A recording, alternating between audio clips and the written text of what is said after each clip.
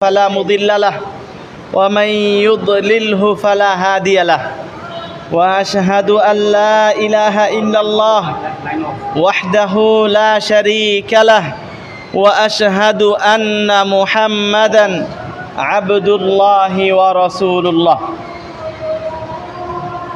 أرسل إلى الناس كافة بشيرا ونذيرا وداعيا إلى الله بإذنه وسراجا منيرا أما بعد فإن خير الحديث كتاب الله وخير الهدي هدي محمد صلى الله عليه وسلم وشر الأمور محدثاتها وكل محدثة بدعة وكل بدعة ضلالة وكل ضلالة في النار أعوذ بالله من الشيطان الرجيم بسم الله الرحمن الرحيم يا أيها الناس اتقوا ربكم الذي خلقكم من نفس واحدة وخلق منها زوجها وبث منهما رجالا كثيرا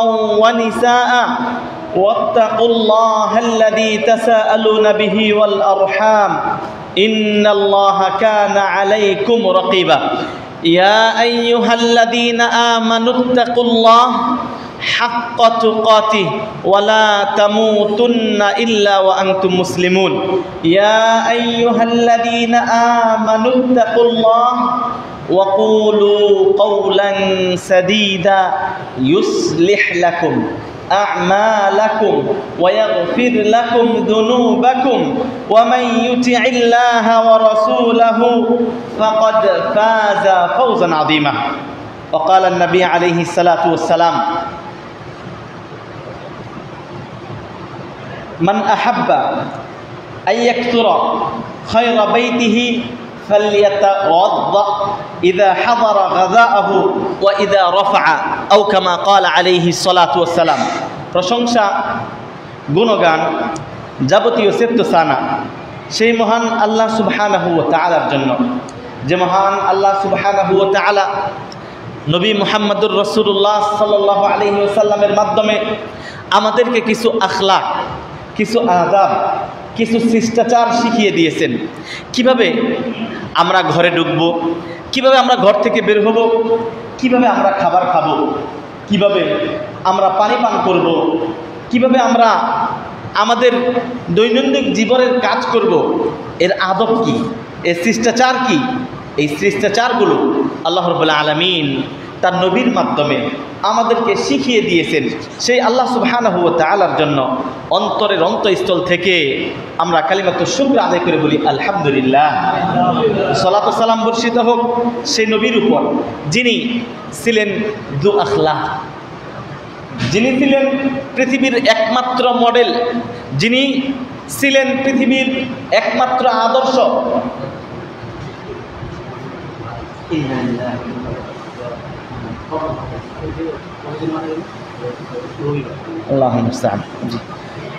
তো আল্লাহ রাব্বুল আলামিন এর কাছে কামনা করি, এখানে একজন মুরব্বী ছিলেন, মসজিদের ইমামতি করতেন,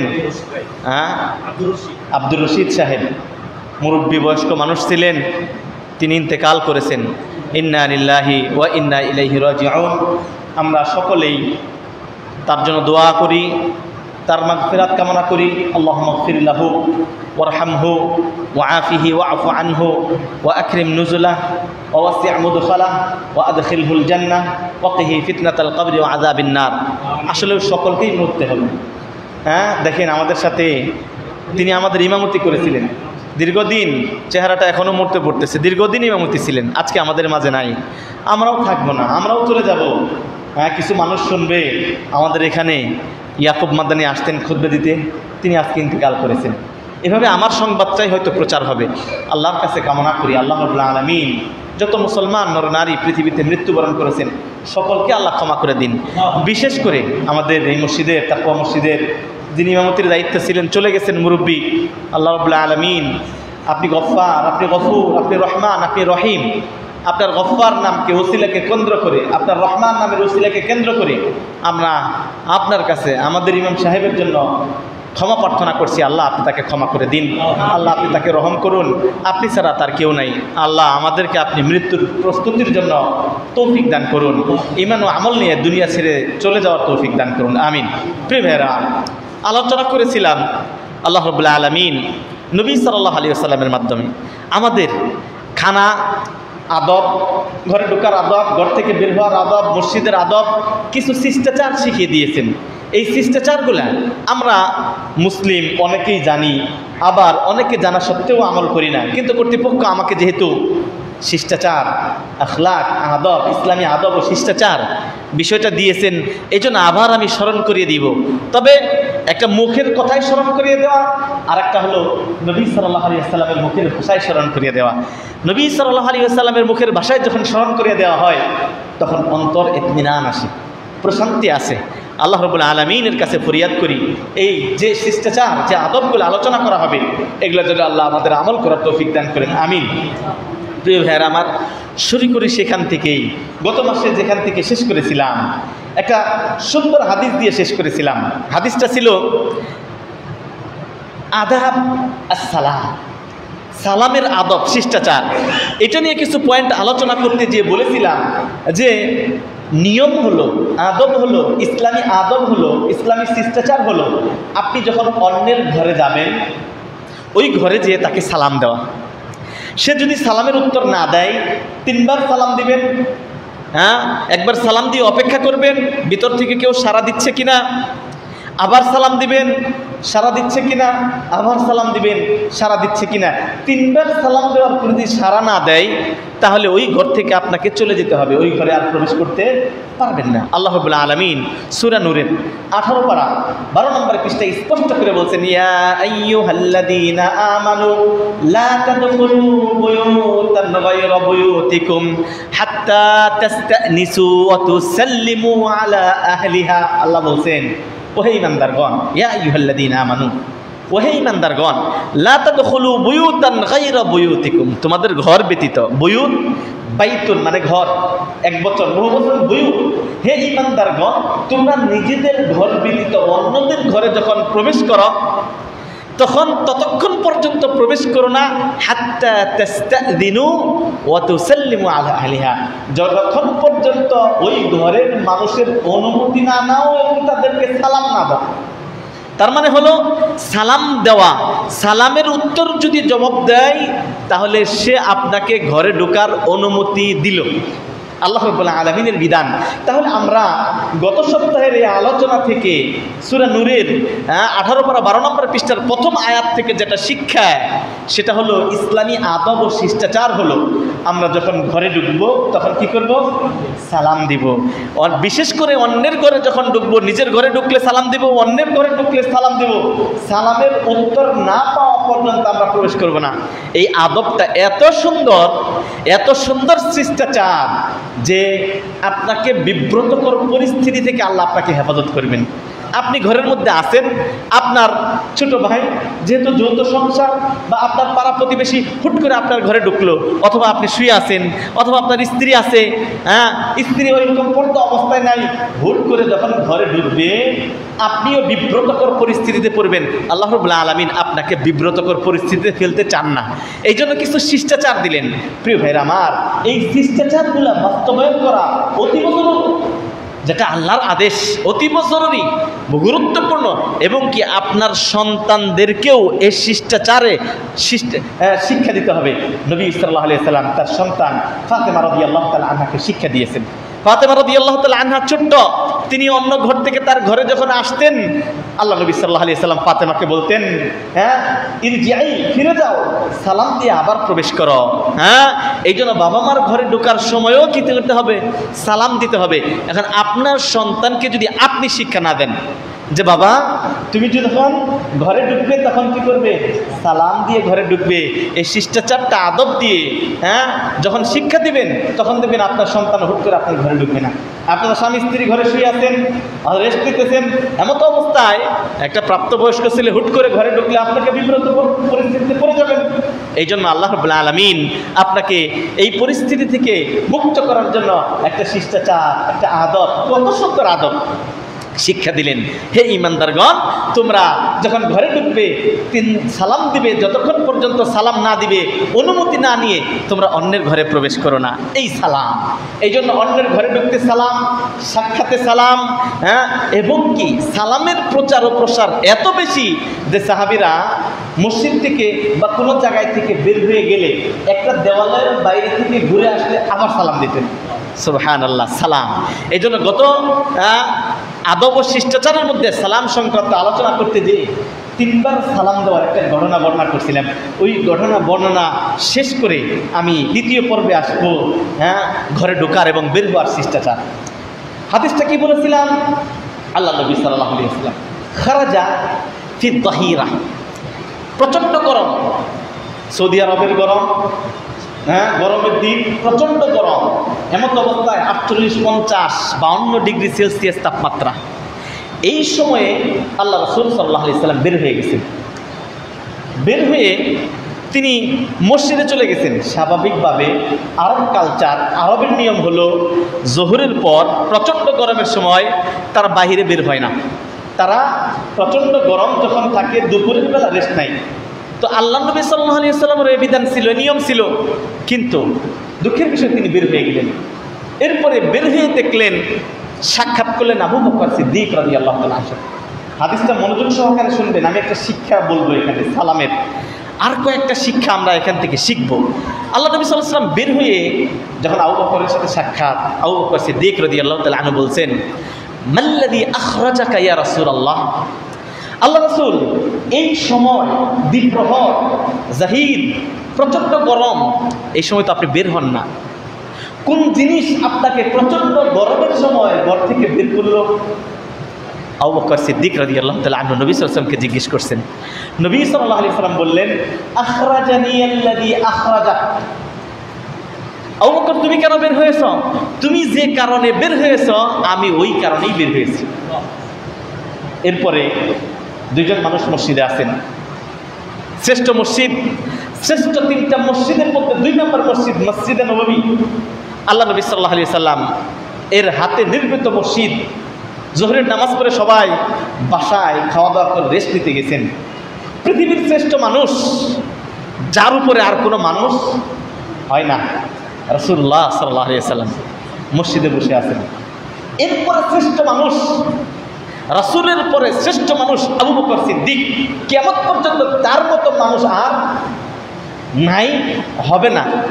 আবু বকর সিদ্দিক, রাসূলের পরে শ্রেষ্ঠ মানুষ আবু বকর সিদ্দিক, তিনিও মসজিদে বসে আছেন। সবাই ঘুমায়, খানা দানা খেয়ে রেস্ট নিচ্ছে। পৃথিবীর শ্রেষ্ঠ, হ্যাঁ, শ্রেষ্ঠ রাসূল, শ্রেষ্ঠ মানুষ 2 জন মসজিদে বসা। এমতো অবস্থায় আরেকজন ব্যক্তি চলে আসলেন, হ্যাঁ, ওমর রাদিয়াল্লাহু তাআলা আনহু চলে আসলেন। আয়েশা দেখেন 2 জন মানুষ বসে আছেন, বলতেছেন, মাল্লাযী আখরাজাকুমা, এই সময় তো বের হওয়ার কথা না, আল্লাহ রাসূল আপনি এবং আবু বকর কেন এই প্রচণ্ড গরমের মধ্যে আপনারা মসজিদে? এই সময় তো মসজিদে থাকার কথা না। আল্লাহ নবী সাল্লাল্লাহু আলাইহি ওয়াসাল্লাম বললেন, তুমি যে কারণে বের হয়েছ আমরা ওই কারণেই বের হয়েছি। কারণটা কি? কারণটা কি? তাফসীর ইবনে কাসীরে ধরছেন। কারণটা হলো আল জু, ক্ষুধা, প্রচণ্ড ক্ষুধা, ঘরে খাবার নাই। ক্ষুধার যন্ত্রণায় তারা বের হয়েছে যে আল্লাহ রাব্বুল আলামিন কোনো খাবারের ব্যবস্থা করেন কিনা। আমি আজকের বিষয় ওটা না, আমি আপনাকে শিখাবো। আল্লাহ নবী সাল্লাল্লাহু আলাইহি ওয়াসাল্লাম করে বললেন, তোমরা কি আলাস্তুম আতাস্তাতিউনা আন তাখরুজু মাই ইলা বাইতি আবিল হাইতাম, তোমরা কি, আবু বকর এবং ওমরকে বলছেন, আমার সাথে আবুল হাইসামের বাড়িতে যাওয়া পর্যন্ত শক্তি কি তোমাদের আছে? খোদাই দুর্বল হয়ে 3 জন মানুষ মসজিদে বসা, খাবার নাই, বলতেছে তোমরা 2 জন কি আমার সাথে আবুল হাইসামের বাড়িতে যেতে পারবে? আবু বকর বললেন, হে রাসূলুল্লাহ পারবো যেতে। তখন তারা বললেন, ঠিক আছে চলো আমার সাথে আবুল হাইসামের বাড়িতে। আল্লাহ নবী সাল্লাল্লাহু আলাইহি ওয়াসাল্লাম, আবু বকর সিদ্দিক পৃথিবীর শ্রেষ্ঠ মানুষ, ওমর রাদিয়াল্লাহু তাআলা আল ফারুক, যার উপাধি সত্য মিথ্যার পার্থক্যকারী, যাকে দেখে শয়তান পলায়ন করতো, ইয়াফিররু মিনহু শাইতান। কোন রাস্তা দিয়ে যদি উমর হাঁটতো, ওই রাস্তায় শয়তান পলায়ন করতো, ওই রাস্তা দিয়ে শয়তান হাঁটতো না। এমন ব্যক্তি পৃথিবীতে আদল, ইনসাফকারী, এমন শ্রেষ্ঠ মানুষ তিনজনের ঘরে খাবার নাই। যাচ্ছে আবুল হাইসামের বাড়িতে, যাওয়ার পরে আজকের যে বিষয়টা দেখে রাখুন, আবুল হাইসামের বাড়িতে যে দরজায় করাঘাত ডাকতেছে, রাসূলুল্লাহ সাল্লাল্লাহু আলাইহি ওয়াসাল্লাম সালাম দিচ্ছেন, আসসালামু আলাইকুম। শ্রেষ্ঠ রাসূল, সালাম দেওয়ার প্রয়োজন আছে? প্রেসিডেন্ট, মদিনার প্রেসিডেন্ট একজনের ঘরে যে সালাম দিচ্ছেন, আবুল হাইসাম ঘরে নাই, বাড়িতে আবুল হাইসাম নাই, ঘরে আছে তার স্ত্রী উম্মুল হাইসাম। দরজার পাশ থেকে শুনতে পাচ্ছেন সালাম দিচ্ছেন রাসূলুল্লাহ, জোরে বলেন সাল্লাল্লাহু আলাইহি ওয়াসাল্লাম। শ্রেষ্ঠ মানুষ আল্লাহর রাসূল যদি আপনার জন্য দোয়া করে, আপনি খুশি হবেন না? আল্লাহর রাসূল বলতেছে তোমাদের উপর শান্তি বর্ষিত হোক, আর উম্মুল হাইসাম ঘরের দরজার পাশ থেকে খুব খুশি হইতেছেন। আল্লাহু আকবার, আল্লাহর রাসূল শান্তির জন্য দোয়া করতেছেন। হ্যাঁ, তিনি চাচ্ছেন যে চুপ করে আছেন, কিছু বলেন না, গেট খুলেন না। আল্লাহ নবী সাল্লাল্লাহু আলাইহি ওয়াসাল্লাম কিছুক্ষণ চুপ থেকে, সাথে আছেন আবু বকর, উমর, শ্রেষ্ঠ মানুষ, শ্রেষ্ঠ রাসূল, পৃথিবীর শ্রেষ্ঠতম তিনজন মানুষ, তাদের মতো ভালো মানুষ পৃথিবীতে আর নাই, বর্তমানে নাই, ভবিষ্যতে থাকবো না, কিয়ামত পর্যন্ত তাদের মতো কোনো মানুষ হবে না। সন্দেহ আছে নাকি তাদের সাথে ভালো মানুষ আমরা? হ্যাঁ, কখনো না, কখনো না, অসম্ভব। তাদের মতো ইমানদার আমরা হতে পারবো না। প্রিয় ভাইয়ের আমার, শ্রেষ্ঠ তিনজন মানুষ, রাসূলুল্লাহ সালাম দিলেন, ভিতর থেকে উত্তর পাইলেন না, তিনি আবার সালাম দিচ্ছেন, আসসালামু আলাইকুম। দ্বিতীয়বার সালাম দেওয়ার পর তিনজন মানুষ চুপ করে আছেন, ঘরের ভিতর থেকে কোনো অনুমতির শব্দ আসতেছে না, সালামের উত্তরও আসতেছে না। অপেক্ষার পর তৃতীয়বার সালাম দিলেন। তৃতীয়বার সালাম দেওয়ার পর যখন উত্তর আসতেছে না, শ্রেষ্ঠ তিনজন মানুষ উম্মুল হাইসাম আবুল হাইসামের বাড়ি থেকে ফিরে চলে যাচ্ছেন। আল্লাহু আকবার, আখলাক, আদব। হ্যাঁ, তিনবার সালাম দেওয়ার পর যখন ঘর থেকে কোনো উত্তর আসলো না, তারা জোর করে ঘরে ঢুকলো না। বলতে পারতেন রাসূলুল্লাহ চলেন ঘরে, আপনি শ্রেষ্ঠ মানুষ, আপনাকে নিয়ে আসছি, ঘরের মধ্যে দাঁড়ায় থাকুন, শেখ চলেন ঘরে ঢুকি, তারপরে যা হবে। হ্যাঁ, না, আখলাক, আদব, শিষ্টাচার, আল্লাহর রেখে দেওয়া বিধান। সূরা নূরের 18 পারা 12 পৃষ্ঠার প্রথম আয়াত, অন্যের ঘরে ঢুকলে হাত্তা তাস্তানিসু ওয়া তুসাল্লিমু আলা আহলিহা, যতক্ষণ পর্যন্ত অন্যের ঘরে সালাম না দিবে, সালাম দিয়ে অনুমতি না নেবে, ততক্ষণ পর্যন্ত তোমরা অন্যের ঘরে প্রবেশ করো না। আল্লাহ রাসূল সাল্লাল্লাহু আলাইহি ওয়াসাল্লাম আদর্শ দেখে গেলেন, ঘরে প্রবেশ করলেন না, ফিরত যাচ্ছেন। উম্মুল হাইসাম দরজার ফাঁক দিয়ে দেখতে পাচ্ছেন রাসূলুল্লাহ সাল্লাল্লাহু আলাইহি ওয়াসাল্লাম চলে যাচ্ছে। আমার বাড়ি থেকে দরজা দ্রুত খুলে দৌড়িয়ে বলতেছেন, ওয়া আলাইকুম আসসালাম ইয়া রাসূলুল্লাহ। এইবার সালামের উত্তর দিয়ে বলতেছেন, আল্লাহ রাসূল বসেন। হ্যাঁ, তখন আল্লাহ রাসূল সাল্লাল্লাহু আলাইহি ওয়াসাল্লাম বললেন যে তাহলে তুমি এতক্ষণ উত্তর দিলে না কেন? আল্লাহ নবী সাল্লাল্লাহু আলাইহি ওয়াসাল্লামকে উত্তরে বলতেছেন, মা আরাদতু ইল্লা আন তাজিদানা খায়রান। ইয়া রাসূলুল্লাহ, আপনি দোয়া করতেছেন, ঘরের পিছন থেকে আমি যদি সালামের উত্তর দিয়ে দেই, আপনি তো আর সালাম দিবেন না, আপনি আর আমাদের জন্য শান্তির দোয়া করবেন না। এই জন্য আমি চাচ্ছিলাম রাসূলুল্লাহ সাল্লাল্লাহু আলাইহি ওয়াসাল্লামের সালাম, শান্তি কেমন আমাদের জন্য আরো বেশি করে হোক, এই জন্য আমি চুপ করেছিলাম। সুবহানাল্লাহ, রাসূল সাল্লাল্লাহু আলাইহি ওয়াসাল্লামের কাছে দোয়া পাওয়ার জন্য আল্লাহ নবী সাল্লাল্লাহু আলাইহি ওয়াসাল্লাম তার উত্তরে বললেন, খাইরান, আল্লাহ তোমার কল্যাণ করো। এরপরে ফাবাসাতা বিসাতা, তৎকালীন যুগের গ্রাম দেশের ঘর বাড়ি, আল্লাহ নবী সাল্লাল্লাহু আলাইহি ওয়াসাল্লামকে একটা বিছানা দিলেন গাছতলায়। আগের যুগের মানুষ, শহরে এখন এটা নাই, এখন ড্রয়িং রুমে বসতে দেয়। রাসূলুল্লাহ সাল্লাল্লাহু আলাইহি ওয়াসাল্লাম উম্মুল হাইসামকে গাছের নিচে ছায়ার তলে পাটি বিছিয়ে একটা ফিরাশ, একটা বিছানা বিছিয়ে দিলেন, বসে যাও। বিছানায়, আঙ্গিনায়, বাড়ির আঙ্গিনায়, বাড়ির উঠানে, আমাদের টাঙ্গাইলের ভাষায় বাংলা ঘর বা দুয়ারে বা বাহিরে একটা অংশে গাছতলায় বসতে দিলেন। কাকে? আবু বকর সিদ্দিক, রাসূলুল্লাহ সাল্লাল্লাহু আলাইহি ওয়াসাল্লাম, আবু বকর সিদ্দিক রাদিয়াল্লাহু তাআলা আনহু, ওমর আল ফারুক রাদিয়াল্লাহু, শ্রেষ্ঠ মানুষ রাসূল সাল্লাল্লাহু আলাইহি ওয়াসাল্লাম, শ্রেষ্ঠ রাসূল, শ্রেষ্ঠ মানুষ, শ্রেষ্ঠ আদল ইনসাফকারী, তিনজন ব্যক্তি আপনার বাড়িতে কতটা খুশি। জিজ্ঞেস করলেন আইনা আবুল হাইসাম, আবুল হাইসাম কোথায়? বলছেন ইয়া রাসূলুল্লাহ কারীব, সে বাড়ির বাইরে কিছুক্ষণ আগে বের হয়ে গেছে, তার ছাগল পালন আছে, তার কিছু মাজরা আছে, খেজুর গাছ আছে, ওগুলো দেখাশোনা করার জন্য চলে গেছে, আমি খবর পাঠাচ্ছি, আপনারা একটু বসেন। উম্মুল হাইসাম ঘর থেকে কিছু রুতাব, বুসরা এবং রুতাব, কাঁচা পাকা কিছু খেজুর এবং বুসরা, খেজুরের বিভিন্ন ধরন আছে। যেহেতু তিনি কৃষক পরিবার ছিলেন, রাসূলুল্লাহ সাল্লাল্লাহু আলাইহি ওয়াসাল্লাম জানতেন যে আবুল হাইসাম তিনি কৃষি কাজ করেন, তার ঘরে গেলে কিছু না কিছু খেজুর বা কিছু খানা দানা পাওয়া যাবে। সেখানে যাওয়ার সাথে সাথে কিছু খানার ব্যবস্থা করলেন, খবর পাঠাইলেন আবুল হাইসামকে, তুমি দৌড়িয়া। আবুল হাইসাম খবর পাওয়ার সাথে সাথে মনে আনন্দ নিয়ে খুশি হয়ে দৌড়িয়ে চলে আসলেন নিজ বাড়িতে। এসে দেখলেন পৃথিবীর শ্রেষ্ঠ মেহমান আমার ঘরে, আল্লাহু আকবার। তিনি এতটা খুশি হলেন, একটা ছাগল জবাই দিয়ে দিলেন। সুবহানাল্লাহ। হ্যাঁ, আল্লাহ রাসূল যখন ছাগল জবাই দিতে যান, আল্লাহ রাসূল বললেন সাবধান, দুধের ছাগল তুমি জবাই করো না, যেটা দুধ দেয় এই ছাগল জবাই করো না। তখন আবুল হাইসাম ওই ছাগলটাই জবাই করলেন মেহমানদারিদের জন্য, যে ছাগলটা হাঁটতে পারে নাই, পা একটু খোঁড়া হয়ে গেছে, একটু রোগাক্রান্ত হয়ে গেছে, ওই ছাগলটা জবাই দিয়ে তাদের মেহমানদারি করলেন। আল্লাহ নবী সাল্লাল্লাহু আলাইহি ওয়াসাল্লাম বুসরা এবং রুতাব বিভিন্ন রকমের খেজুর খাইলেন।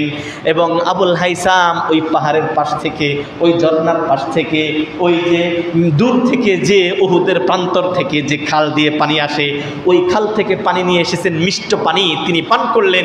এদিকে ছাগল জবাই হচ্ছে, পানি যখন পান করলেন তিনি দোয়া পড়লেন আলহামদুলিল্লাহ। এরপরে তিনি বললেন তুম্মা, আল্লাহ নবী সাল্লাল্লাহু আলাইহি সাল্লামকে জিজ্ঞেস করলেন, আবু বকর সিদ্দিক রাদিয়াল্লাহু তাআলা আনহু, ওমর আল ফারুক, ইয়া রাসূলুল্লাহ আমরা এত ক্ষুধার্ত ছিলাম, প্রচণ্ড ক্ষুধা, এরপরে রুতাব আল্লাহ আমাদেরকে খাওয়াইলেন, খেজুর আমাদেরকে খাওয়াইলেন, পানি খেয়ে পরিতৃপ্ত পেটটা যেন ভরে গেছে। যখন ক্ষুধা লাগে অনেক, দেখবেন একটা খেজুর বা দুইটা খেজুর খেয়ে এক গ্লাস পানি খান, দেখবেন পুরো সতেজ। এই কাজটা রাখবেন, কিছু খেজুর, আমি আমার ঘরে খেজুর রাখি, হঠাৎ করে ক্ষুধা লাগছে, কিছু নাই, একটা খেজুর গিয়ে এক গ্লাস পানি খেলে দেখবেন পুরো রিফ্রেশ হয়ে গেছেন আপনি। আল্লাহ নবী সাল্লাল্লাহু আলাইহি সাল্লাম তৃপ্ত হলেন, আল্লাহর প্রশংসা করলেন। আবু বকর সিদ্দিক, ওমর আল ফারুক রাদিয়াল্লাহু তাআলা আনহু তাদের জিজ্ঞেস করে, ইয়া রাসূলুল্লাহ এই এত ক্ষুধা ছিল, এত কষ্টে ছিলাম, এই বিষয়ে কি আল্লাহ রাব্বুল আলামিন আমাদেরকে জিজ্ঞেস করবেন? আল্লাহ নবী সাল্লাল্লাহু আলাইহি সাল্লাম সাথে সাথে কোরআনের আয়াত তেলাওয়াত করলেন। কোন আয়াত? সূরা তাকাসুরের আয়াত তেলাওয়াত করলেন, সুম্মা লাতুসআলুন্না ইয়াওমাইদিন আনিন নাঈম। ওহে আবু বকর, তোমার পেটে কোনো ক্ষুধা, তুমি ক্ষুধার যন্ত্রণায় কাতরাচ্ছিলে, আমি নবী ক্ষুধার যন্ত্রণায় কাতরাচ্ছিলাম, ওমর আল ফারুক ক্ষুধার যন্ত্রণায় কাতরাচ্ছিল, তাদের পেটে আমাদের পেটে কোনো ক্ষুধা, কোনো খাদ্য ছিল না। এমত অবস্থায় আল্লাহ রাব্বুল আলামিন আমাদের খাবারের ব্যবস্থা করলেন, আমরা পরিতৃপ্ত হলাম। জেনে রেখো, এ নিয়ামত সম্পর্কেও আল্লাহ তোমাকে জিজ্ঞেস করবেন।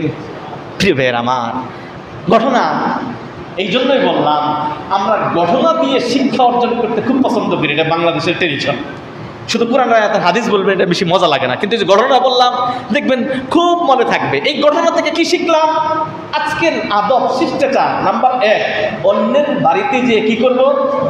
সালাম না দিয়েই ঢুকে যাব, এটা শিখলাম না? কি করব? সালাম দেব, আসসালামু আলাইকুম। যেই হোক, ভাইয়ের বাড়িতে যাব, চাচার বাড়িতে যাব, এবং কি নিজের বাড়িতে গেলেও কি করব? সালাম দেব। সামনে এর কিছু আসবে, সালাম ছাড়া, সালামের উত্তর না পেলে ঢুকবো না। রাসূলুল্লাহ সাল্লাল্লাহু আলাইহি ওয়াসাল্লাম, আবু বকর সিদ্দিক, ওমর আল ফারুক, তারা এই শিষ্টাচার, এই আদব, এই আখলাক আমাদেরকে শিখিয়ে দিয়েছেন। আমরা যেন সেই শিষ্টাচার, সেই আদব আলম করতে পারি, আল্লাহ সেই তৌফিক দান করুন। কিন্তু অনেকে আমরা এটা ইতস্তত করি, এটা কিন্তু ইতস্ততের কোনো বিষয় না। বরং আপনার সন্তান যদি ঘরে ঢুকে যায় বা কেউ যদি ঢুকে, তাহলে আপনি তাকে বাধা দিবেন, যাও বের হও। আমার বাসায় অনেক সময় এসে টকটক দেয়, সালাম দেয় না, ম্যানেজার এসে কারেন্ট বিলের কাগজ দিতে চায়, আমি প্রত্যেকবার দরজা খুলে ঢুকি, তুমি টকটক দেওয়ার আগে সালাম দিবে, টকটক দেওয়ার সাথে সালাম দিবে, আসসালামু আলাইকুম, তাহলে আমি বুঝবো কি আসছে। শুধু কলিং বেল টিপে না, এখন তো আধুনিক বের হয়েছে কলিং টিপ, সালাম দিতে হয় না। কলিং বেল টিপ দেন, আপনি সুন্নাত পালন করেন, আসসালামু আলাইকুম, এরপরে কলিং বেল টিপ দেন, তাহলে নকল করলেন, সালামও হলো। আদাব, ইসলামী শিষ্টাচারটা বাস্তবায়ন আল্লাহ আমাদের সেই তৌফিক দান করুন, আমিন। আর কি শিখলাম? ক্ষুধার্ত থাকা অবস্থায় শ্রেষ্ঠ মানুষ তারা ক্ষুধার্ত ছিলেন, তাদের ঘরে অন্ন ছিল না, খাবার ছিল না। আপনার ঘরে কতদিনের খাবার আছে ভাইরা আমার?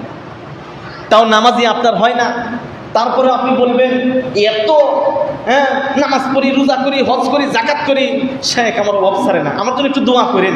বলে কি সমস্যা? বলে আমি বড় অভাবী। আল্লাহু আকবার। আল্লাহ নবী সাল্লাল্লাহু আলাইহি ওয়াসাল্লাম বলছেন ওই ব্যক্তি সমস্ত কি বলে একটা রাজার সম্পত্তির ন্যায় তাকে সম্পত্তি দেওয়া হয়েছে, যাকে ইনদাহু কুতু ইয়াউম, যে সুস্বাস্থ্য তিনটা জিনিস যার আছে তার যেন রাজত্বের মালিক। কুতু ইয়াউম, একদিনের খাবার, সুস্থ আর একটা বাড়ি। সুস্থতা, থাকার জায়গা আর একদিনের খাবার যদি আল্লাহ আপনাকে দিয়ে থাকে, আল্লাহ নবী সাল্লাল্লাহু আলাইহি ওয়াসাল্লাম বলছেন ফাকান্নামা হিজাতুহু দুনিয়া বিমা যাফিরিহা, দুনিয়ার সম্পদ যেন আল্লাহ, সমস্ত সম্পদ যেন আল্লাহ আপনার ঘরে দিয়েছেন। সুবহানাল্লাহ। কয়টা জিনিস? একদিনের খাবার, সুস্বাস্থ্যতা আর থাকার জায়গা। চিন্তা করেন কত মানুষ অসুস্থ, লক্ষ কোটি টাকার মালিক, হাজার হাজার টাকার মালিক অসুস্থ, ওই টাকা দিয়ে কি মূল্য হয়? খেতে পারে না। কত মানুষ ঘর বাড়ি ছাড়া, তাদের থাকার জায়গা নাই, আল্লাহ আপনাকে থাকার ব্যবস্থা করছে, আল্লাহ আপনার খাবার ব্যবস্থা করছে। এই কথা চিন্তা করুন আর অন্তরে প্রশান্তি আনুন। আল্লাহ আমাদের সেই তৌফিক দান করুন, আমিন। প্রিয় ভাইয়েরা আমার, 1 নম্বর আদব ও শিষ্টাচার আমরা শেষ করলাম। 2 নম্বর আদাবুদ দুখুল আল মানজিল ওয়াল খুরুজ মিনহু, ঘরে ঢোকার এবং ঘরে থেকে বের হওয়া। 1 নম্বর আমরা বললাম যে ঘরে ঢোকার সময় সালাম দিতে হয়। এক্ষেত্রে বিশেষ করে নিজের ঘরে যখন ঢুকবেন যদি আপনি সালাম না দেন তাহলে জেনে রাখুন আপনার সাথে শয়তান ঢোকে, আপনার সাথে শয়তান প্রবেশ করে। আপনি যদি আপনার বাড়িতে ঢোকার সময় সালাম না দেন, জিকির না করেন, তাহলে শয়তান আপনার সাথে প্রবেশ করে ঘরের ভিতরে, ওই ঘরে আর বারাকা হয় না। এই জন্য ঘরে ঢোকার সময় যদি সালাম না দেখবেন, ঘরে ঢুকেই দেখবেন স্ত্রীর সাথে ঝগড়া, ঘরে ঢুকেই দেখবেন এই তুমি এরকম করছো, এইটা হয়েছে, দ্বন্দ্ব একটা বেজে গেছে। আপনি বললেন বাইরে থেকে আসতে পারলাম না, শুরুতেই ঝগড়া, কারণ ভুল তো আপনি করছেন। সুন্দর করে সালাম দেন নাই, শয়তান নিয়েই ঢুকছেন আপনি। দেখেন জাবের রাদিয়াল্লাহু তাআলা আনহু বলেন আন্নাহু সামিআ আন-নবী সাল্লাল্লাহু আলাইহি ওয়াসাল্লাম ইয়াকুল, জাবের রাদিয়াল্লাহু তাআলা আনহু বলেন আমি নবী সাল্লাল্লাহু আলাইহি ওয়াসাল্লামকে বলতে শুনেছি, ইদা দাখালা আর-রাজুলু বাইতাহু, কোন লোক যদি তার ঘরে প্রবেশ করে, ফাযাকারাল্লাহ আযজা ওয়া জাল্লা ইনদা দুখুলিহি ওয়া ইনদা তুআমিহি ক্বালা শাইতান, যখন ঘরে ঢোকার সময় আল্লাহর জিকির করে তথা দোয়া করে, ক্বালা শাইতান, যদি দোয়া করে তাহলে শয়তান বলে লা মাবিতা লাকুম ওয়ালা আশা, আজকে তোমাদের এই ঘরে শয়তানের কোনো খাবার নাই, এই ঘরে শয়তানের কোনো আশ্রয় নাই। জিনে ধরে আপনি রাকির কাছে যান রুকিয়া করার জন্য, এইটা হয় সেটা হয়, কত কিছু হয়। আপনি যদি আদাব আল ইসলামী শিষ্টাচার, ইসলামী আদব যদি মেনটেন করেন, কখনো কোনো জিন ভূত আপনাকে আশ্রয় করতে পারবে না, আপনার সাথে থাকবে না। নবী সাল্লাল্লাহু আলাইহি ওয়াসাল্লাম তাই বলছেন। শয়তান সালাম দিয়ে ঘরে ঢুকবেন, খাওয়ার সময় বিসমিল্লাহ বলবেন, শয়তান কি বলে লা মাবিতা লাকুম ওয়ালা আশা, আশা মানে রাতের খাবার, লা মাবিতা লাকুম, আজকে এই ঘরে থাকার তোমাদের জায়গা নাই। কার জায়গা নাই? শয়তানের। আর যদি ওয়ালা আশা, আশা মানে রাতের খাবার, তোমরা যে রাতে এই বাড়িতে থাকবা, রাতে খাবারেরও তোমাদের কোনো ব্যবস্থা নাই, কারণ দোয়া করে সালাম দিয়ে এই ঘরের দরজা বন্ধ করে দিয়েছে। প্রিয় ভাইরা আমার, এই জন্য দেখবেন যাদেরকে জিনবুতে ধরে, যাদেরকে বিভিন্ন রকমের সমস্যায় পড়েন, অধিকাংশ বাড়িতে ইসলামী আদব ও শিষ্টাচার নাই, সকাল সন্ধ্যার দোয়া নাই, কোরআন তেলাওয়াত নাই, জিকির আজকার নাই, বাথরুমে ঢোকার সময় দোয়া নাই, দোয়া না পড়েই বাথরুমে ঢুকতেছে। এই জন্য বলতেছেন বাথরুমে ঢোকার সময় কোনো ব্যক্তি যদি দোয়া করে তাহলে নবী সাল্লাল্লাহু আলাইহি ওয়াসাল্লাম বলছেন জিন ও শয়তান যারা আছে তাদের চোখকে আল্লাহ রাব্বুল আলামিন অন্ধ করে দেন। মানে আপনি বাথরুমে ঢুকছেন, আপনি যদি দোয়া না পড়েন তাহলে জিন ও শয়তান আপনার লজ্জাস্থান দেখে, এটা মা বোনদেরও দেখে, ইয়েদেরকে দেখে, এরপরে আপনাকে নিয়ে সে খেলতামাশা করে, সে মজা করে, কিন্তু আপনি এটার প্রতি খেয়ালই করেন না। আর এই জন্য জিন আপনাকে আক্রমণ করে, জিনটা বাথরুমে থাকে বেশি, জিন আপনাকে আক্রমণ করে, কারণ আপনি বাথরুমে ঢোকার সময় দোয়া পাঠ করেন না। শয়তান আপনার প্রতি লক্ষ্য করে, আপনাকে দেখে। আর যখন দোয়া পড়েন, নবী সাল্লাল্লাহু আলাইহি ওয়াসাল্লাম বলেছেন আল্লাহ রাব্বুল আলামিন ওই জিনদের চোখ থাকে ঠিক, কিন্তু ওই দোয়া পড়ার কারণে তারা দেখতে পারে না। এটা চাক্ষুষ প্রমাণ। আমি জাদু মন্ত্র কুফরি কালাম আল্লাহ রাব্বুল আলামিনের কালামের সামনে কোনো অকার্যকর হয়ে যায়। আমি এটা বাস্তব প্রমাণ পেয়েছি, অকার্যকর হয়ে যায়। আপনি কোনো রাস্তাঘাটে সত্যিকার অর্থে বিভিন্ন রকমের জাদু দেখায়, একটা হলো দেখবেন হাতের কলা কৌশল, ওইটা না, সত্যিকার অর্থে জাদুকর যারা, আপনি আয়াতুল কুরসিটা পাঠ করবেন, সূরা ইখলাস, সূরা নাস, সূরা ফালাক করবেন, শরীরটাকে বন্ধ করবেন, ওর সামনে তাকাবেন, দেখবেন দাঁড়াবেন যে একটু দেখি যে আসলে কি জাদু দেখায়, আজকে তো আমি আল্লাহর কালামের পাওয়ার দেখি। দেখবেন একটু পরপর বলতেছেন, কে আছেন এখান থেকে সরে যান, আমার পেটে আঘাত করবেন না প্লিজ, আমার পেটে আঘাত করবেন না, মানে আমার কথা কাজ হইতেছে না। কারণ কি, আল্লাহর দোহাই লাগে, আপনি দুইটা পায়ে ধরি, আপনি এখান থেকে সরে যান, ব্যাপারটা কি? এরপরে যখন না সরছি, দেখতে যে একটু দেখি কি করে, এরপরে হুজুর দয়া করে আপনি একটু জানগা। কারণ কি, এই হুজুর থাকার কারণে আমার এই জাদুর কার্যকর হচ্ছে না, মানে আমি যেটাই করি এটা আর কাজ হইতেছে না। এটা কি হুজুরের পাওয়ার? এটা হুজুরের পাওয়ার না। হুজুর সকালবেলা বিসমিল্লাহিল্লাযী লা ইয়াদুররু মা ইসমিহি শাইউন ফিল আরদি ওয়ালা ফিস সামা ওয়া হুয়াস সামিউল পাঠ করছে। হুজুর সকাল সন্ধ্যা দোয়া পাঠ করছে। হুজুরের সাথে আল্লাহ রাব্বুল আলামিনের শক্তি আছেন, বিদায় এই শয়তানি শক্তি এগুলা কার্যকর হয় না। লা মাবিতা লাকুম ওয়ালা ফাইদা দাখালা ওয়ালাম ইয়াযকুরিল্লাহ। কিন্তু কোনো ব্যক্তি যদি সালাম না দিয়ে ঘরে ঢুকে, বাথরুমে ঢুকে, বাড়িতে ঢুকে সালাম দেয় না, জিকির আজ করে না, ক্বালা শাইতান, শয়তান কি বলে, আদরাকতুমুল মাবিতা, আজকে থাকার জায়গা পাইছো। আপনি যদি দোয়া না পড়েন, ঘরে ঢুকে যদি সালাম না দেন, শয়তান কি বলে, আদরাকতুমুল মাবিত, মাবিত মানে থাকার জায়গা। দোয়া যেহেতু পড়ে নাই, দরজা সে একাই ঢুকে নাই, আজকে থাকার জায়গা পাইছ, এই পরিবারের সাথে তোমরা শয়তান থাকতে পারবে। ওয়া ইল্লাম ইয়াযকুরিল্লাহ ইনদা তুআমিহি, আর যদি খাবারের সময় বিসমিল্লাহ যদি না বলে, তাহলে শয়তান বলে আদরাকতুমুল মাবিতা ওয়াল আশা, ঘরে ঢোকার সময় সালাম দেন নাই বলে আজকে থাকার জায়গা পাইছ, খাওয়ার সময় আপনি বিসমিল্লাহ পাঠ করেন নাই বলে আজকে খাবারও পাইছ। সুতরাং এই বাড়ি আপনি দাবি করেন বাড়িটা আপনার, কিন্তু বাড়িটা প্রকৃতপক্ষে কার না? আপনার না। আপনার সাথে আপনার চোখের অন্তরালে আপনার আশপাশে সব শয়তান বসবাস করতেছে। এই জন্য আমার দাদা শ্বশুরের কথা মনে পড়ে, মাগরিবের পরে তার কোনো এক সন্তানের ঘরের, মেয়ের ঘরের সন্তান কোরআন পড়তে বসছে, ছেলের ঘরের সন্তান কোরআন পড়তে বসে নাই, ব্যাগ নিয়ে মারতেছে, দেখ এগুলো সব শয়তান, এগুলোর মধ্যে জিকির আজকার নাই। ওই ঘরে দেখ কীভাবে কোরআন তেলাওয়াত করতেছে, ওখানে কোনো শয়তান নাই। ভাইরা আমার, ওনারা আসলে হাদিসের এই কথাগুলা স্মরণ করে দিত। মাগরিবের সালাত আদায় করার পর আপনি সাথে সাথে বাচ্চাদেরকে লেখাপড়া করতে বসান আর বলেন পড়ার শুরুর আগে কোরআন পড়ো, কারণ তাহলে শয়তান আর তোমাদের সাথে থাকবে না। এই জন্য আমরা যারা মাদ্রাসা চালাই, অন্য পড়ালেখা শুরু করার আগে আমি ব্যাগ একটা নিয়ে মাদ্রাসার আশপাশ দিয়ে ঘুরি এবং প্রত্যেকটা ছেলেকে আমি বলি, মাগরিবের পর সবার আগে সর্বপ্রথম পড়া হচ্ছে আল কোরআন। সবার আগে কোরআন পড়া কি দিছে? কোরআন পড়া যদি না দিয়ে থাকে, এমনিতেই একটু কোরআন তেলাওয়াত করো, তারপরে অন্য সাবজেক্ট শুরু করো। ফজরের পরে সবার আগে কোরআন পড়া শুরু করো, তারপরে অন্য সাবজেক্ট। কোরআনের ঘন্টা যদি না হয়ে থাকে, ক্লাসটা যদি না হয়ে থাকে, কোরআনের পড়া আজকে নাই, তুমি এমনিতেই 2-4 পৃষ্ঠা তেলাওয়াত করো, তারপরে অন্য পড়া শুরু করো। এটা হলো বারাকা। এইটা দিয়ে যদি ছাত্র যারা আছেন, এইটা দিয়ে যদি শুরু করা হয়, যারা লেখাপড়া করেন, প্রত্যেকটা জায়গায় আপনি এগুলো দিয়ে শুরু করেন, বারাকা পাবেন।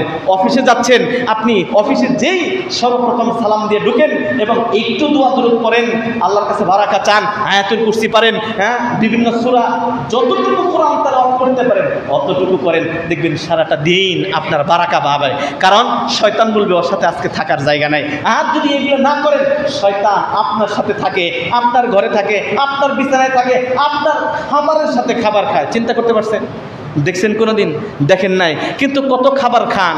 এই জন্য দেখবেন এতগুলো খাইছেন, মাছ খাইছেন, গরুর গোশত খাইছেন, ডাল খাইছেন, দুধ খাইছেন, সেমাই খাইছেন, পায়েস খাইছেন, এরপরেও পেট ভরে না, বরকা নাই। কিন্তু খাবার তো আপনার মুখ দিয়ে ঢুকছে, কিন্তু মুখ দিয়ে ঢুকাইছেন ঠিক, চাবাইছেন ঠিক, খাবার তো আপনার পেটে নাই, গেছে আরেক জায়গায়। এটা তো আর আপনি বুঝেন নাই। প্রিয় ভাইরা আমার, আমরা গুরুত্ব না দিয়ে এভাবে আমরা বারাকা হারিয়ে ফেলি। আমরা ইসলামী আদব ও শিষ্টাচারণ করি দিয়ে আমল না করার কারণে আমরা নিজেদের বারাকা নষ্ট করে ফেলি, নিজেদের ভিতরে অশান্তি তৈরি হয়। আল্লাহ রাব্বুল আলামিন এই হাদিসের উপর আমরা যেন আমল করতে পারি, আল্লাহ সেই তৌফিক দান করুন। ওখানে আল্লাহ রাসূলুল্লাহ সাল্লাল্লাহু আলাইহি ওয়াসাল্লাম যাকরুল খুলুহ, এরপরে আল্লাহ নবী সাল্লাল্লাহু আলাইহি ওয়াসাল্লাম ঘরে, তাহলে ঘরে ঢোকার সময় সালাম, এরপরে তিনি বলছেন ঘরে ঢোকার সময় কি দোয়া পড়তে হয়? আল্লাহুম্মা ইন্নী আসআলুকা খায়রাল মাওলিজি ওয়া খায়রাল মাখরাজি বিসমিল্লাহি ওয়ালাজনা ওয়া বিসমিল্লাহি খরাজনা ওয়া আলাল্লাহি রাব্বিনা তাওয়াক্কালনা।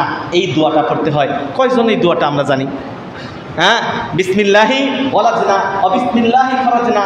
হ্যাঁ, এই যে দোয়াটা ঘরে ঢোকার দোয়া, ঘর থেকে বের হওয়ার দোয়া, এই দোয়াগুলা আমরা অধিকাংশই জানি না। যারা জানেন না তারা একটা বই আপনারা কিনে নিতে পারেন অথবা মোবাইলের সফটওয়্যার ডাউনলোড করে নিতে পারেন।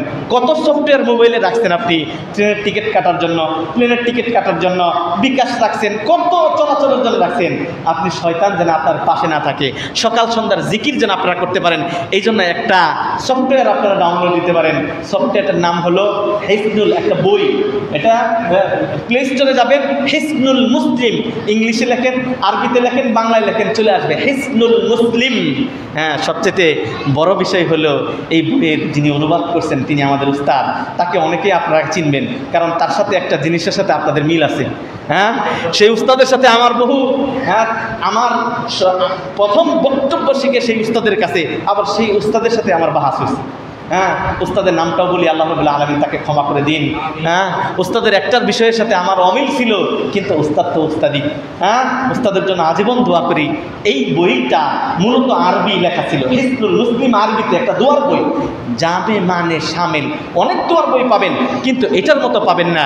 এই আরবি লেখকটাও মারা গেছেন, এই আরবি লেখা থেকে যিনি অনুবাদ করেছেন উনিও মারা গেছেন। নাম কি তার? ডক্টর এনামুল হক। হ্যাঁ, এখানে শুনেছি আমি, উনি এখানে আসছিলেন। হ্যাঁ, ওই যে গ্লোবালের সাথে ওনার মিল আছে আপনার, এই জন্য উস্তাদ আমাকে বক্তব্য শিখাইছে। শুধু গ্লোবাল নিয়ে উস্তাদের সাথে যাত্রাবাড়ি মাদ্রাসায় বহু পড়ছি, উনি বই লিখতেন, ওনার বইয়ের রদ করছি, ওটা জমা দিতে গেছি। উস্তাদের এই বিষয় ছাড়া উস্তাদের সাথে আমার সম্বন্ধ দ্বিমত ছিল না। উস্তাদ আমাকে অনেক মহব্বত করতেন, অনেক ভালোবাসতেন, এবং তার বিভিন্ন বই দিয়ে আমাকে খুতবা পাঠাইতেন। ওনার বইয়ের উপর আমি ছাত্র জীবন থেকে বক্তব্য দিতাম, ওই বইগুলো আমি বিক্রি করতাম, ওইটার পার্সেন্টেজ উস্তাদ আমাকে হাদিয়া স্বরূপ দিতেন। আল্লাহ রাব্বুল আলামিন এর দরবারে স্মরণ করি, আল্লাহ রাব্বুল আলামিন উস্তাদের সগীরা জানা শোনা অজানা যত পাপ আছে আল্লাহ তাকে যেন ক্ষমা করে দেন।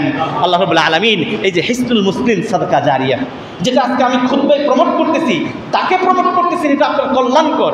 এই বইটার মধ্যে আপনি আপনার জীবনে চলার জন্য সকাল সন্ধ্যা, ঘরে ঢোকা, ঘরে বের হওয়া, বাংলাতে সমস্ত দোয়া আছে। এই দোয়াটা পাবেন, ওইটার মধ্যে দেখবেন ঘরে ঢোকার কি দোয়া, যে দোয়াটা পড়লাম এই দোয়াটা দেখবেন বাংলায় উচ্চারণ দেওয়া আছে, অর্থ দেওয়া আছে, আরবিতে দেওয়া আছে, আপনি সহজভাবে পড়তে পারবেন।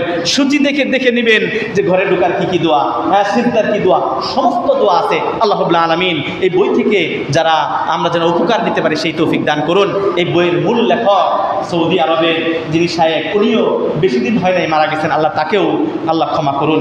তাহলে ঘরে ঢোকার সময় বিসমিল্লাহি ওয়ালাজনা বিসমিল্লাহি খরাজনা ওয়া আলা রাব্বিনা তাওয়াক্কালনা, এই দোয়া পাঠ করতে হয়। এরপরে যখন আপনি বাইরে যাবেন তখন বলতে হয় আল্লাহুম্মা ইন্নী আউযু বিকা আন উযাল্লা আন আযিল্লা আন আজিল্লা আও উযাল্লা আও আযলিমা উযলামা আও আজহালা আও ইউজহালা আলাইয়া। আমি দোয়াগুলোর অনুবাদ করতেছি না, অনুবাদ করলে আরও বুঝবেন হিসনুল মুসলিম থেকে যে দোয়াগুলো কিভাবে আপনাকে প্রটেক্ট করে। এই জন্য এই দোয়া পরে যখন বের হবেন, যখন দেখবেন মানুষের সাথে আপনার ঝগড়া লাগবে না, আপনি পথভ্রষ্ট হবেন না। কারণ এখানে দোয়া করতেছেন যে আল্লাহ আমি তোমার কাছে আশ্রয় চাই কারো তো পথভ্রষ্ট করা হতে, নিজে পথভ্রষ্ট হতে, কারো উপর মূর্খামি করা হতে, কেউ আমার উপর মূর্খ আচরণ করুক তা হতে, ইত্যাদি। যখন আপনি এই দোয়া পরে বের হবেন দেখবেন কারোর সাথে ঝগড়া লাগে নাই, কারণ আপনার কাছে ঘর থেকে বের হওয়ার সময় আল্লাহর কাছে চেয়ে বের হয়েছেন, আল্লাহ কারোর সাথে যেন আমার ঝগড়া না লাগে, আমি যেন কারোর ক্ষতিকার না হই, কেউ যেন আমার ক্ষতি না করে, আল্লাহ আমাদের এই তৌফিক দান করুন। এই পর্যায়ে আমরা দুখুলুল মঞ্জিল অর্থাৎ ঘরে ঢোকার এবং বের হওয়ার এই আদব দিয়েই আমার এই পয়েন্টটা শেষ করছি। দ্বিতীয় পয়েন্ট হচ্ছে আদাবুত তাআম। আদাবুত তাআম এটা হলো আরেকটা পয়েন্ট ইসলামী আদবের। খাবার আল্লাহ রাব্বুল আলামিন মানুষ বেঁচে থাকার জন্য খাবার দিয়েছেন। আল্লাহ পৃথিবীতে যদি আপনি ইবাদত বন্দেগী আল্লাহ করতে চান অবশ্যই আপনাকে খাবার খেতে হবে। খাবার জেনে রাখুন, একটা দুনিয়া এবং খাবার এটার উপমা হলো এটা, আপনি দুনিয়াতে আসছেন কি খাওয়ার জন্য? ভালো করে বুঝবেন কথা, দুনিয়াতে আসছেন কি খাওয়ার জন্য? দুনিয়াতে খাওয়ার জন্য আসি নাই, দুনিয়াতে আসছি আল্লাহর ইবাদতের জন্য। তাহলে খাই কেন? খাওয়াটাও ইবাদত। সুবহানাল্লাহ। কখন? নিয়তের পরিবর্তনের কারণে। আপনি নিয়ত করবেন, আল্লাহ তুমি আমাকে পৃথিবীতে প্রেরণ করেছ ইবাদতের জন্য, আমি খাবার খাচ্ছি এজন্য আমার দৈহিক শক্তি হবে, এই শক্তিটা তোমার ইবাদতের পিছনে ব্যয় করব।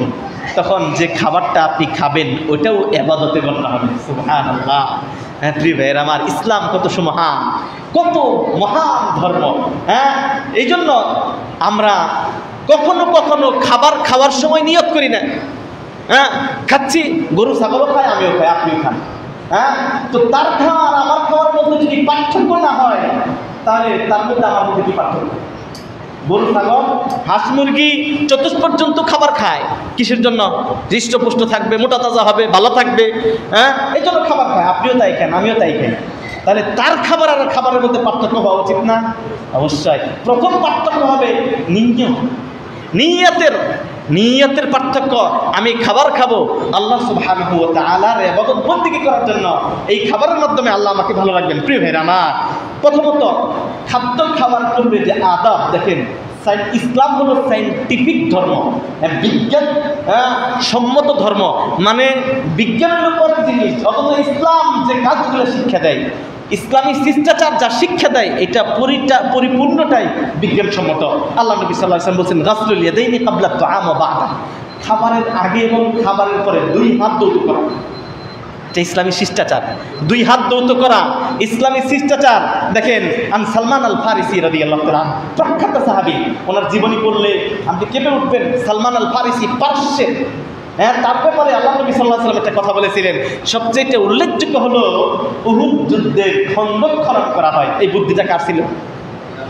সালমান আল ফারিসি। তিনি পারস্যে ছিলেন, যুদ্ধ কিভাবে জয় করতে হয় উনি বুদ্ধি দিয়ে খন্দক খনন করাইতেছিলেন। আল্লাহু আকবার। ওই সালমান আল ফারিসি বলছেন, আল্লাহ রাসূল সাল্লাল্লাহু আলাইহি ওয়াসাল্লাম বলেছেন, বারাকাতুত তুআমি আল উযু ক্বাবলাহু ওয়াল উযু বা'দাহু, খাবারের বরকত হলো খাবারের পূর্বে 2 হাত ধৌত করা এবং খাবারের পরে 2 হাত ধৌত করা। সুবহানাল্লাহ। দেখেন, 2 হাত। এখন ডাক্তার বলে খাবার পূর্বে হাত দাও, আর আপনার রাসূল সাল্লাল্লাহু আলাইহি ওয়াসাল্লাম 1500 বছর আগে, 1400 বছর আগে তিনি বলেছেন, বারাকাতুত তুআম, খাদ্যের যদি বারাকা পেতে চাও, মানে খাদ্যের মূল তো আপনি সুস্থ থাকবেন।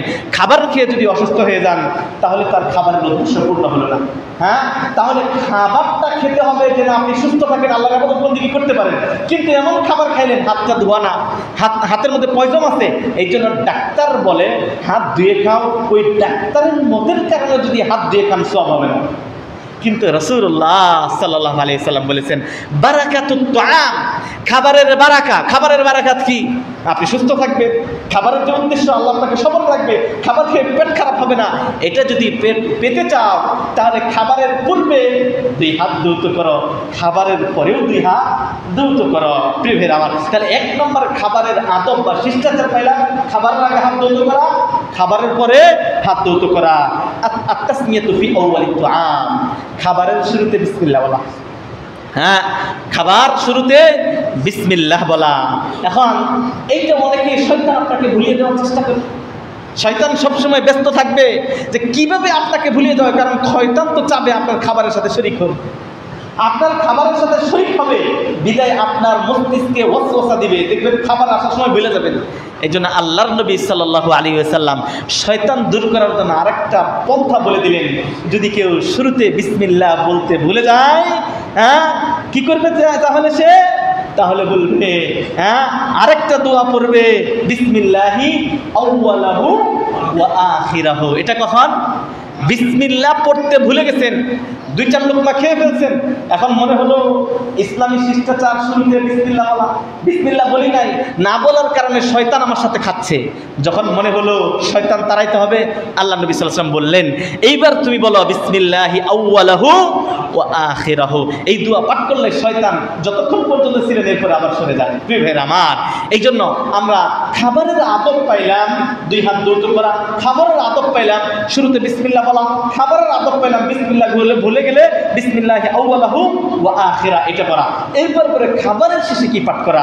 খাবারের শেষে আমরা সংক্ষিপ্ত রূপে যে দোয়াটা জানি, আলহামদুলিল্লাহ পাঠ করা। আল্লাহ নবী সাল্লাল্লাহু আলাইহি ওয়াসাল্লামের একটা ফজিলতের হাদিস, তিনি বলছেন, কোন ব্যক্তি যদি খাবার শেষে একটা দোয়া পড়ে, গফিরা লাহু মা তাকাদ্দামা মিন যামবি, তার জীবনের পূর্বের সমস্ত গুনাহ আল্লাহ ক্ষমা করে দেন। আল্লাহু আকবার। বান্দা খাবার খাবে, কার দেওয়া? আপনার যিনি মালিক, তিনি আপনার সৃষ্টি করেছেন, তিনি আপনাকে খাবার দিয়েছেন। ওই খাবারের শেষে একটা দোয়া পাঠ করলে আল্লাহ আপনার জীবনের সমস্ত গুনাহ ক্ষমা করে দেন। আল্লাহু আকবার। হ্যাঁ, কি দোয়া? সবাই মুখস্থ করে নেবেন, ওই হিসনুল মুসলিমেও পাবেন। তিনি বলছেন যে আলহামদুলিল্লাহি হামদান কাসীরান তাইয়িবান মুবারাকান ফি গায়রা মাকফিয়িন ওয়ালা মুস্তাগনান আনহু রাব্বানা। সমস্ত প্রশংসা আল্লাহ সুবহানাহু ওয়া তাআলা, তার কাসীরান তাইয়িবান মুবারাকান ফি গায়রা মাকফিয়িন ওয়ালা মুস্তাগনান আনহা। মানে আমি এই খাদ্য থেকে অমুখাপেক্ষী না, খাদ্য আমাকে খেতেই হবে। খাদ্য আল্লাহ রাব্বুল আলামিন আমাকে দিয়েছেন। এই দোয়াটা যদি পাঠ করে, নবী সাল্লাল্লাহু আলাইহি ওয়াসাল্লাম বলছেন গুফিরা লাহু মা তাকাদ্দামা মিন যামবি। খাবার শেষে এই দোয়া পাঠ করলে তার জীবনের পূর্বে সমস্ত গুনাহ আল্লাহ ক্ষমা করে দেন। সুবহানাল্লাহ। এই জন্য আমরা খাবারের শুরুতে, খাবারের মাঝখানে, খাবারের শেষে কি ইসলামী শিষ্টাচার। প্রিয় ভাইরা আমার, জিনিসগুলো সহজ কিন্তু আমলে আনা দরকার। এই জিনিসগুলো সবাই জানেন, অথবা দোয়া একটু কঠিন যেটা সেটা আপনি জানেন না, কিন্তু এমন জিনিসটা যেটা আপনি শিক্ষা অর্জন করতে পারবেন না। আপনি এত সুন্দর ডাইনিং করতে পারছেন, ডাইনিংয়ে এত দামি টেবিল ক্রয় করতে পারছেন, ওই টেবিলের নিচে কাঁচও লাগাইতে পারছেন। কাঁচের নিচে কি এই 3টা দোয়া লিখে রাখা যায় না? বাংলাতে, আরবিতে, অর্থসহ, যাতে করে যখনই খেতে বসবেন আপনার সন্তান, আপনি দেখেই মনে পড়বেন এই খাবারের শুরুতে বিসমিল্লাহ, খাবারে ভুলে গেলে বিসমিল্লাহ আউয়ালাহু আখিরা, খাবারের শেষে আলহামদুলিল্লাহ হামদান কাসীরান তাইয়িবান মুবারাকান ফি গায়রা মাকফিয়িন ওয়ালা মুস্তাগনা আনহু রাব্বানা। এই দোয়া করলে জীবনের সমস্ত গুনাহ মাফ। এই 3টা দোয়া ডাইনিং টেবিলের নিচে অথবা দেওয়ালের পাশে যেখানে আপনি ডাইনিং করেছেন, অথবা আপনার ডাইনিং যেখানে বসে আপনি খাবার খান তার পাশে মা বোনদেরকে বলবো এত সুন্দর করে ঘরটা সাজান। আপনি কোন জায়গায় লাইট দিবেন, কোন ধরনের লাইট দিবেন, কোন ধরনের ফ্যান দিবেন। আপনি ইসলামী আদব শিষ্টাচারের ঘরটাকে পরিপূর্ণ করা যায় না? হ্যাঁ, অনুরোধ করব আপনারা এই কালচারগুলো নিয়ে আসেন, তাহলে দেখবেন একটা সময় আপনার বাচ্চারা অভ্যস্ত হয়ে যাবে, আপনি অভ্যস্ত হয়ে যাবেন। তখন আর এই খুতবার মাধ্যমে ইসলামী কালচার শিখাতে হবে না, এগুলো আপনাদের জানাই থাকবে। প্রিয় ভাই আমার, এরপরে ইসলামী আদব হলো খাবারের। আল্লাহ রাব্বুল আলামিন মা বোনদেরকে উদ্দেশ্য করে বলবো, আপনারা আপনাদের হাজবেন্ডদেরকে এটা বাধ্য করবেন, হ্যাঁ, এই জিনিসগুলো সুন্দর করে কারুকার্য করে আমলে নিয়ে আসার জন্য, সহজে মুখস্থ করার জন্য বিভিন্ন টেকনিক অবলম্বন করবেন, যাতে করে ইসলামিক আদব, ইসলামী শিষ্টাচার, আখলাক আমাদের মধ্যে ফিরে আসে, আমরা যেন অর্জন করতে পারি। আল্লাহ সেই তৌফিক দান করুন, আমিন। আরেকটা খাবারের আদব হলো আল্লাহ তো আমান, অর্থাৎ খাবারের কখনো ভুল ত্রুটি ধরতে নাই। মা বোনরা খুশি হবে এই হাদিস শুনলে। হ্যাঁ, এইবার একটা সুন্দর হাদিস পেয়েছি। হ্যাঁ, আজকে খালি বারবার এসে হাজবেন্ড যদি বলে খাবারে নুন হয় নাই, জাল হয় নাই, কি রান্না করছো, আমরা এটা বলে থাকি। কিন্তু নবী সাল্লাল্লাহু আলাইহি সাল্লামের শিষ্টাচার আদব হলো খাবারের ভুল ধরা যাবে না। তিনি চাইলে খাইতেন, অপছন্দ হলে খেতেন না, এটাই করা উচিত। কারণ কোনো স্ত্রী, কোনো মা বোনই চায় না তার সন্তানকে, তার স্বামীকে একটা নর্মাল খাবার বা খারাপ খাবার তাকে খাওয়াতে চায় না। সে তার সাধ্য অনুপাতে ভালো করার চেষ্টা করে, তারপরেও কখনো ভালো হয়, কখনো মন্দ হয়। এই জন্য আল্লাহ নবী সাল্লাল্লাহু আলাইহি সাল্লাম যেন দ্বন্দ্ব না বাঁধে, ঝামেলা সৃষ্টি না হয়, এই জন্য একটা সুন্দর শিষ্টাচার শিক্ষা দিয়ে গেলেন। কি? আল্লাহ ইয়াইবা তো আমান, তিনি কখনো খাবারের দোষ ত্রুটি বর্ণনা করতেছেন না, করেন নাই। আবু হুরায়রা রাদিয়াল্লাহু তাআলা আনহু বলেন, আল্লাহ রাসূল সাল্লাল্লাহু আলাইহি ওয়াসাল্লাম বলছেন, মা আবা রাসূলুল্লাহ সাল্লাল্লাহু আলাইহি ওয়াসাল্লাম তুআমা কাত্তুন, আল্লাহ নবী সাল্লাল্লাহু আলাইহি ওয়াসাল্লাম জীবনে কখনো কোনোদিন কোনো খাবারের মানে ত্রুটি বিচ্যুতি বর্ণনা করেন নাই। আল্লাহু আকবার। রাসূল সাল্লাল্লাহু আলাইহি ওয়াসাল্লাম দেখছেন তার আদর্শটা, ইনিস্তাহাউ, আসলে এই আদর্শটা আমিও কখনো বাস্তবায়ন করতে পারি না, বলে ফেলি। আল্লাহ যেন আদর্শ আমাকে রক্ষা করার তৌফিক দান করেন। ইনিস্তাহাউ আকালাহু, পছন্দ হইলে খেতেন, ওয়া ইন কারিহাহু তারাকাহু, যদি দেখতেন খাবারটা পছন্দ হয় নাই, লবণ হয় নাই, জাল হয় নাই, মজা হয় নাই, তিনি কিছু না বলে এটা কি করতেন? এড়িয়ে যেতেন, ওটা খেতেন না। এটাই শিষ্টাচার। তাহলে আমরা আদব আর তাআম, খাবারের আরেকটা আদব পাইলাম, সেটা কি? হ্যাঁ, খাবারের দোষ ত্রুটি বর্ণনা না করে, যদি যতটুকু ভালো হয় খাবো, যেটা ভালো হবে না সেটা আমরা খাবো না। এটাই হলো, হ্যাঁ দেখেন, বরং তার উল্টা, বরং খাবারের যদি ভালো গুণ থাকে তাহলে ওইটা বর্ণনা করা। হ্যাঁ, তাহলে যারা কষ্ট করে রান্না করছে তারা কি করবে? খুশি হবে। আর যদি ত্রুটি থাকে তো এটা বর্ণনা না করা। আমরা অনেক সময় উল্টা করি, ভালো হলে কিছু বলি না, ভালো তো হবেই, আমার বউ রান্না করছে তো ভালো হবে, এটা স্বাভাবিক, অধিকার। কিন্তু যখন হ্যাঁ, ওটা আর কিছুই বলি না, মাশাআল্লাহ, হ্যাঁ উম্মে ইব্রাহিমের মা খাবারটা খুব ভালো হয়েছে, এটা আর বলি না, কৃপণ কামজুস আমরা, অথচ নবী এটাই বলছে। হ্যাঁ, আর যখন খারাপ হয় তখন ওটা বলা হয়, খাওয়ার সময় মন নেই, খালি মোবাইল চাপো, হ্যাঁ এটা নিয়ে ব্যস্ত থাকো, রান্না করার সময় কোন দিকে চিন্তা ঠিক নেই, মানে ত্রুটি আমরা ধরি যেটা খেলা। নবী সাল্লাল্লাহু আলাইহি সাল্লাম হ্যাঁ বলতেছেন আহলাহু আল আদামা, তার পরিবারের কাছে চাইলেন কিছু কি আছে, তখন বললেন আদাম আছে, হ্যাঁ মানে সবজি শাকসবজি উদুম এটা আছে। ফাকালু মা ইনদানা ইল্লা খাল, বলছে সবজি টবজি তো নাই, আমাদের খাল আছে, সিরকা আছে, মানে ঝুল জাতীয় কিছু আছে। হ্যাঁ ফাদা বি, বলছে যা আছে তাই দাও, মানে ঝুল সুরা জাতীয় একটা জিনিস ওইটাই দিলেন। তিনি চাইলেন সবজি নাই, তো সুরা জাতীয় ঝুল জাতীয় যে জিনিস ওইটাই দিলেন। ফাজাআলা ইয়াকুলু ওয়া ইয়াকুল, আল্লাহ নবী সাল্লাল্লাহু আলাইহি সাল্লাম ওই সুরা জাতীয় ওই ঝুল জাতীয় জিনিসটা খাচ্ছেন, খাল যেটাকে আরবিতে বলা হয়, ওইটা খাচ্ছেন আর বলতেছেন নি'মাল আদামু আল খাল, কত সুন্দর খাল, মানে এই সুরাটা ঝুলটা মাশাআল্লাহ কত সুন্দর, কত মজাদার, কত সুস্বাদু, মানে খাবারের প্রশংসা করছেন। তাহলে এখান থেকে বোঝা যায় আল্লাহ নবী সাল্লাল্লাহু আলাইহি সাল্লাম খাবারের দোষ ত্রুটি ধরেন নাই, বরং খাবারের প্রশংসা করেছেন। তাহলে আমরা সময় শেষ, আজকে আমরা কয়েকটা আদব পাইলাম, আমরা আগামী জুমায় শেষ করে দিব, কারণ এই বিষয়গুলো আপনারা জানেন। তারপরে নবীর কথা দিয়ে যখন শোনা হয় দিলের মধ্যে লেগে যায়, একটু ভালো লাগে। আশা করি আপনাদের ভালো লাগছে। হ্যাঁ প্রিয় ভাইরা আমার, এই জন্য আল্লাহ নবী সাল্লাল্লাহু আলাইহি সাল্লাম, এরপরে আমি আর দুইটা পয়েন্ট বলে শেষ করে দেই। তিনি ডান হাতে খাইতেন, বাম হাতে খেতেন না, বাম হাতে খেতে নিষেধ করেছেন। আমরা এটা অনেকেই করে থাকি, বাম হাতে পানি খাচ্ছি, বাচ্চারা খাচ্ছে, না করি না, সবসময় করবেন। আল্লাহ নবী সাল্লাল্লাহু আলাইহি ওয়াসাল্লাম বলছেন লা তাকুল বিয়ামিনিক, হ্যাঁ কুল বিয়ামিনিক, তুমি ডান হাতে খাও, বাম হাতে খায় না। ফাইন্না শাইতানা ইয়াকুলু বিশিমালিক, শয়তান বাম হাতে খায়, বাম হাতে খাওয়া নিষেধ, খাওয়া যাবে না। আবার অনেকে আমরা ট্যাক লাগাই, মানে বাম হাতে ধরি ডান হাতে লাগাই, এটাও ঠিক না, এটাও ঠিক না। ডান হাতে খেতে বলেছেন, কুল বিয়ামিনিক, ডান হাতে খাও। আপনি হাত চেটে খান, এটাও আরেকটা আদব, চেটে খাওয়া। আরেকটা আদব হলো পাত্র চেটে খাওয়া, আমরা এটাই করি না। নিজের টাকা দিয়ে খাবার কিনা খাইছি হোটেলে, অর্ধেক খেয়ে অর্ধেক ফেলে দেয়, ইসলামী আদব না। বহু মানুষ না খেয়ে আছে, আপনার ওই খাবারটুকু আরেকজনের খাবার হবে। সুতরাং আপনার পয়সা আছে বিদায় আপনি খাবার অনিষ্ট করবেন, নষ্ট করবেন, এটা ইসলামী শিষ্টাচার না। আপনার যতটুকু প্রয়োজন অতটুকু নেবেন, খাবার নষ্ট করবেন না, এই অধিকার ইসলাম আপনাকে দেয় নাই। এই জন্য আঙ্গুল চেটে খাওয়া, হ্যাঁ ওই ইটা চেটে খাওয়া, আপনি এত বেশি পরিমাণ কেন নেবেন? যতটুকু দরকার অতটুকু নেন, 2 বার 3 বার নেন, 1 চামচ করে নেন। আমরা আবার আসি বিয়ে শাদীর মধ্যে গেলে এতগুলা নিব, একটুকু খাবো, বাকিটুকু ফেলে দেবো। ইসলামী শিষ্টাচার ও আদব নবী সাল্লাল্লাহু আলাইহি ওয়াসাল্লামের আদর্শের খেলাফ। এই খেলাফ কাজ আমাদেরকে আল্লাহ রাব্বুল আলামিন না করার তৌফিক দান করুন। প্রিয় ভাইরা আমার, রাসূলুল্লাহ সাল্লাল্লাহু আলাইহি ওয়াসাল্লামের সামনে এক ব্যক্তি বাম হাতে খাচ্ছেন, আল্লাহ রাসূল সাল্লাল্লাহু আলাইহি ওয়াসাল্লাম বলছেন কুল বিয়ামিনিক, ডান হাতে খাও। বলছে আনা লা আস্তাতি, আমি পারি না, মানে অবাধ্য হয়ে রাসূলের উপর উদ্ধতা করে তিনি বললেন আমি ডান হাতে খেতে পারি না। আল্লাহ নবী সাল্লাল্লাহু আলাইহি ওয়াসাল্লাম বললেন লা তাস্তাতি, তুমি পারবে না। সে যতদিন জীবিত ছিল তার ডান হাতটা তার মুখের কাছেই নিতে পারেনি। আল্লাহু আকবার। এই জন্য সাবধান, আল্লাহ রাব্বুল আলামিন এই কাজটা আপনাকে করে দিতে পারেন। উদ্যত না হয়ে ডান হাতে খাবেন। অনেকে আবার এরপরে লা আকুলু মুত্তাকিআন, টেক লাগিয়ে খাওয়া নিষেধ, হ্যাঁ একদম টেক লাগিয়ে করে খাওয়া নিষেধ। আল্লাহ রাব্বুল আলামিন যে সমস্ত আদাবত আমের কথা বললাম, এরপরে হলো খাবার খাওয়ার সময় 3 ভাগ করা, পেটের সুলুতুন লিতুআমিহি ওয়া সুলুতুন লিশারাবিহি ওয়া সুলুতান লিনাফাসিহি। পাইলেন আর খাইলেন, হ্যাঁ দাওয়াত দিছেন আজকে আমারে, আমি খাইলাম একদম গলা পর্যন্ত না। ইসলামী শিষ্টাচার হলো 3 ভাগ করো, 1 ভাগ খাও, 1 ভাগ খালি রাখো, আর 1 ভাগ পানি দিয়ে পূর্ণ করো। রাসূলের এই সুন্নতটা যদি বাস্তবায়ন করেন, বহু দুরারোগ্য, অসুস্থতা, ডায়াবেটিস, বহু কিছু থেকে আল্লাহ আপনাকে হেফাজত করবেন। আল্লাহ রাব্বুল আলামিন আমাদের ইসলামী শিষ্টাচার যেন নিজেদের জীবনে বাস্তবায়ন করে। আমিন।